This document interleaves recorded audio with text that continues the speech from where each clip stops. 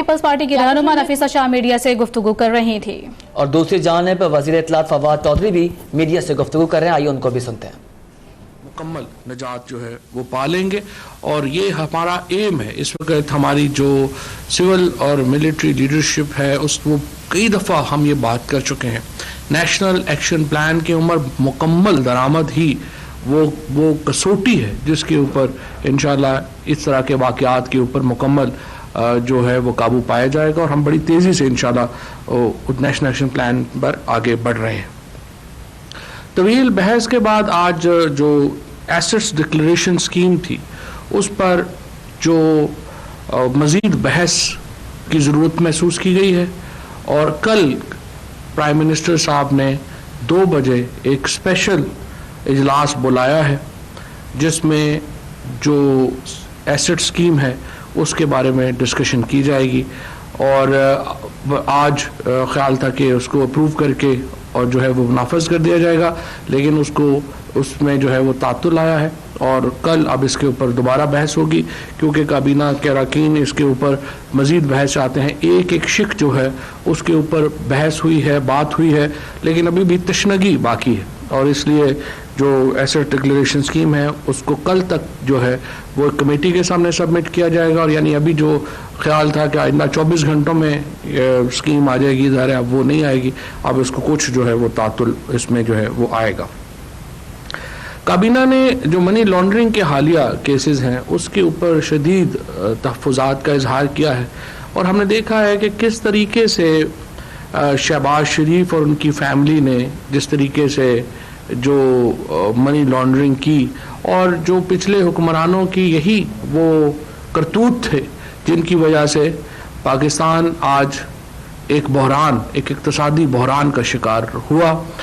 آج اگر چیزوں کی قیمتیں بڑھتی ہیں جب ہم دیکھتے ہیں ڈالر میں جو ہے وہ فلکچویشنز آتی ہیں اور ہمیں ایک عمومی اقتصادی جو صورتحال کا سامنا کرنا پڑتا ہے اس کی بہت بڑی وجہ وہ کرپشن ہے جو ماضی میں ان 3 خاندانوں نے یعنی 2 خاندانوں شریف فیملی نے اور زرداری فیملی نے کی ہے اور اس کے اوپر ہمیں امید یہی ہے کہ انشاءاللہ جو قانون ہے وہ اپنا راستہ لے گا اور یہ مقدمات منطقی انجام تک جو ہے وہ پہنچیں گے.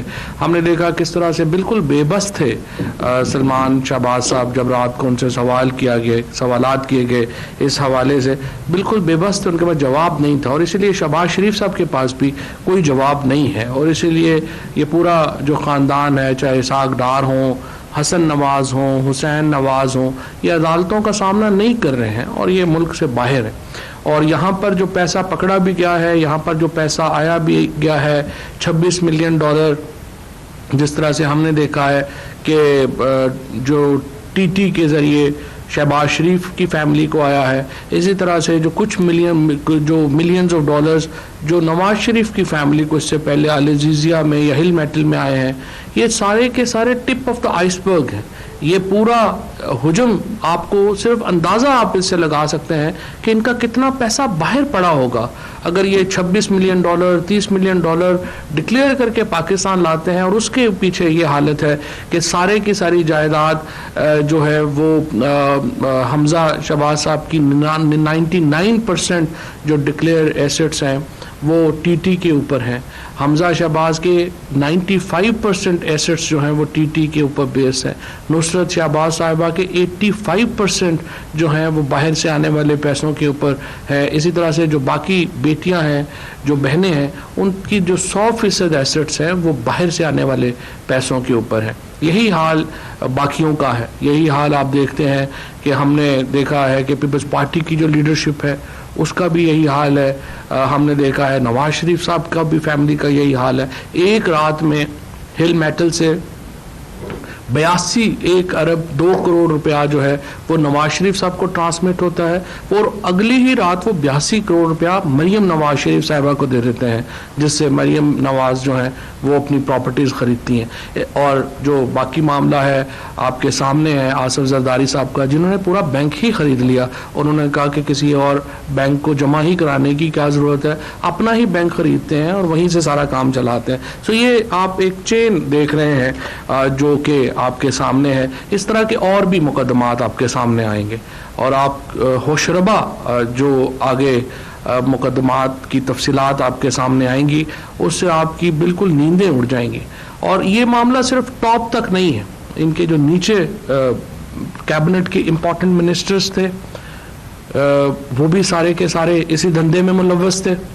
یہ جو سب اقامہ رکھ کے بیٹھے ہوئے تھے، خواجہ آصف کو، احسن اقبال کو، خود نواز شریف کو، ان لوگوں کو اقامے رکھنے کی کیا ضرورت تھی؟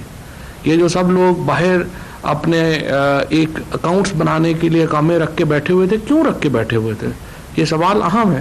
اس سوالوں کے جواب آپ کو آہستہ آہستہ ملنا شروع ہوں گے اور آپ کو علم ہوگا.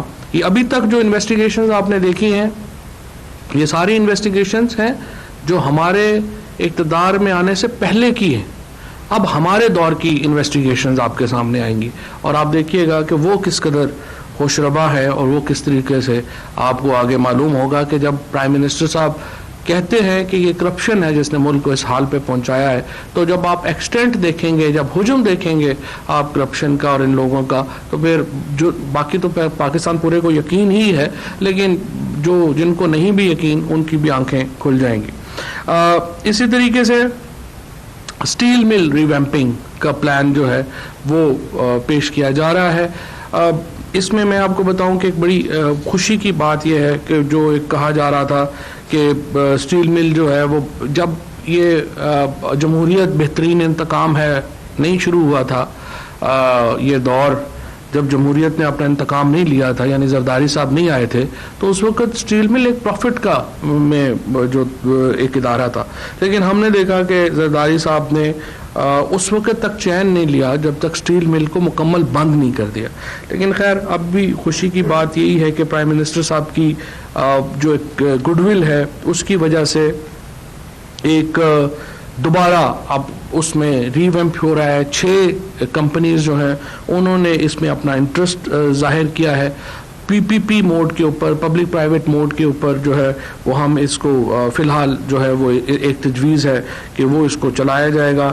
6 بہت بڑے جائنٹس ہیں دنیا کے اسٹیل کے، جنہوں نے اسٹیل مل میں جو ہے وہ پارٹنر بننے کی اپنی خواہش جو ہے وہ اظہار اس کا کیا ہے. اس وقت جو میکسیمم جو پروڈکشن کیپیسٹی ہے اسٹیل مل کی وہ 1.1 ملین ٹن ہے، جس کو 3 ملین ٹن تک جو ہے وہ بڑھایا جائے گا. ہماری ڈیمانڈ جو ہے وہ 9 ملین ٹن کے قریب ہے، جو بھی کافی اس میں ہے کیپیسٹی کہ اس کے ساتھ صرف ہم نے خیال کرنا ہے کہ ہماری جو پرائیویٹ اسٹیل مل کے جو لوگ ہیں ان کا بزنسز متاثر نہ ہو اور ان کے مفادات جو ہیں وہ متاثر نہ ہوں. اس کے ساتھ ساتھ آڈیٹر جنرل پاکستان کی جو آڈیٹر جنرل کا جو آفس ہے وہ اس کی کیپیسٹی بڑھانے کا معاملہ ہے، اور پرائم منسٹر صاحب نے اور وفاقی کابینہ نے یہ ایک ٹاسک سونپا ہے ڈاکٹر عشرت صاحب کو. 2 ماہ میں وہ اس کی رپورٹ سبمٹ کریں گے کہ کس طرح سے ہم آڈیٹر جنرل کا جو آفس ہے اس کو مضبوط بھی بنایا جا سکے اور اس کی کیپیسٹی انہینسمنٹ کی بھی ضرورت ہے. کیونکہ ہوتا یہ ہے کہ ہم یہاں پہ دیکھتے ہیں کہ آڈیٹر جنرل کی رپورٹس آتی ہیں، بعد میں ان کا پتہ ہی نہیں چلتا کہ ان کے ساتھ کیا بنا، کیا ہوا، اس کے اوپر اقدامات ہوئے نہیں ہوئے، اور پھر رپورٹس اتنی دیر بعد آتی ہیں کہ ان کی جو یوٹیلیٹی ہے وہی ختم ہو چکی ہوتی ہے. لہٰذا بہت ضروری ہے کہ ہم اس کے جو آڈیٹر جنرل کا جو آفس ہے اس کو مضبوط کریں اور اس کے مطابق جو ہے وہ لے کے جو ہے وہ ہم آگے چلیں. رینیول آف لائسنسز، یہ جو ہماری ٹیلی کمیونیکیشن کمپنیز ہیں، یہ بہت ایک اہم معاملہ ہے جس میں کہ ڈسکشنز آپ کو معلوم ہے کہ چل رہی ہیں. اس میں جو ہے وہ کئی ملین اور ڈالرز کا اس میں معاملہ ہے. یہ بہت بڑی ٹرانزیکشن ہے جو ایک ہونے جا رہی ہے. اس کے اوپر پرائم منسٹر صاحب نے PTA کا پہلے پورا موقف جو ہے وہ لیا ہے. اب PTA کی اس میں ایکسپرٹ اوپینینز بھی آ گئی ہیں. سو خالد مقبول صدیقی صاحب جو ہیں ہمارے منسٹر فار IT، وہ ان کے ساتھ اسد عمر صاحب ہیں، رزاق داؤد صاحب ہیں، حماد اظہر صاحب ہیں اور زلفی بخاری صاحب ہیں. ان کو یہ 5 ممبر ایک کیبنٹ کمیٹی تشکیل دی گئی ہے جو PTA کی جو ریکمنڈیشنز ہیں ان کو دیکھے گی اور اس کے اوپر جو ہے وہ ایک حتمی فیصلہ کرے گی. गवर्नमेंट फेडरल गवर्नमेंट की जो हायरिंग पॉलिसी है उसको उसमें जो है वो तब्दीलियां लाई गई हैं।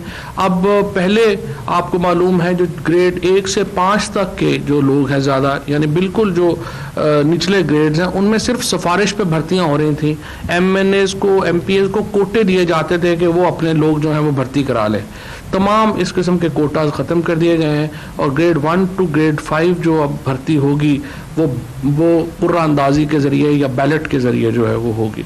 जो लोग भी अप्लाई करेंगे ग्रेड 1 to 5 में आपको मालूम है जैसे हमारे नायब कासिद हैं या चपरासी हैं या इस तरह के बैराज हैं, माली हैं, ये जो बहुत छोटी पोस्ट हैं इनमें भी एक हमारी कोशिश थी कि एक मेरिट जो है वो लेके आया जाए। और एक अभी फेडरल पब्लिक सर्विस कमीशन जो है उसको रीवैम्प करने की ज़रूरत है, उसको मज़ीद उसकी कैपेसिटी बढ़ाने की ज़रूरत है।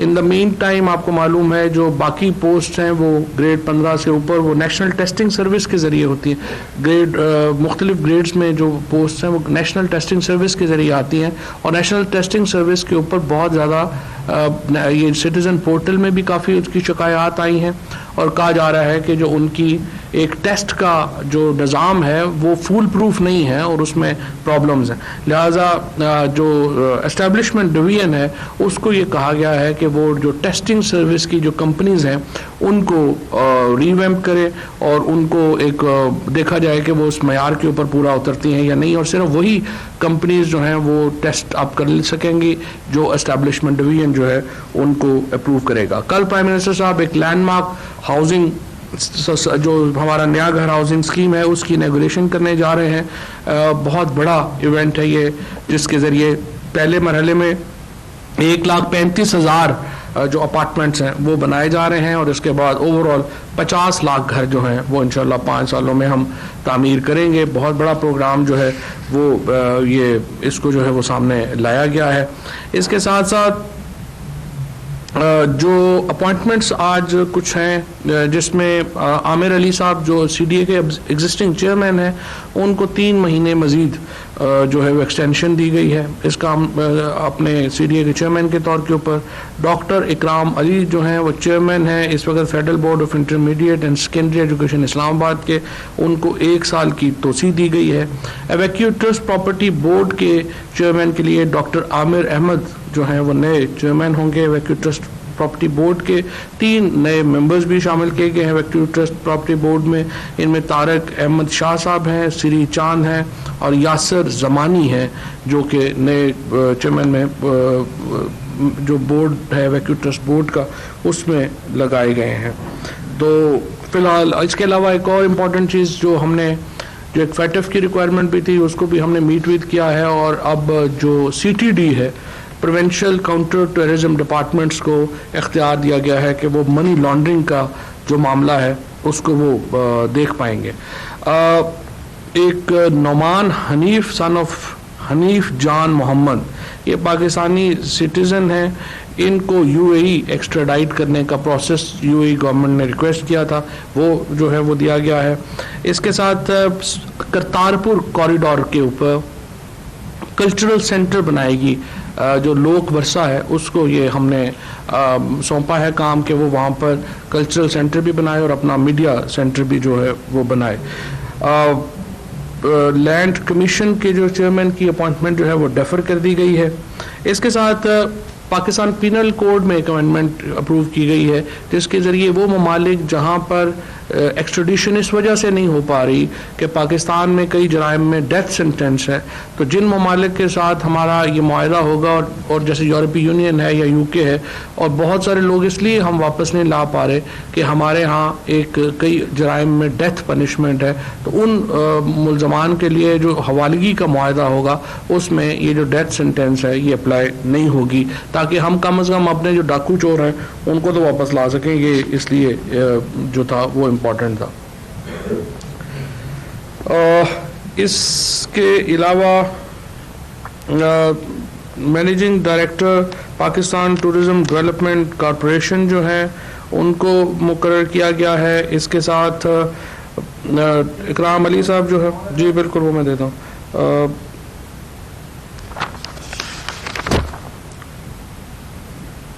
ڈپٹی ڈائریکٹر جنرل فائنانس جو ہیں اور سید مسعود رضوی ان کو Pakistan standards and quality control authority کا چیئرمین جو ہے وہ بنایا گیا ہے. باقی MOU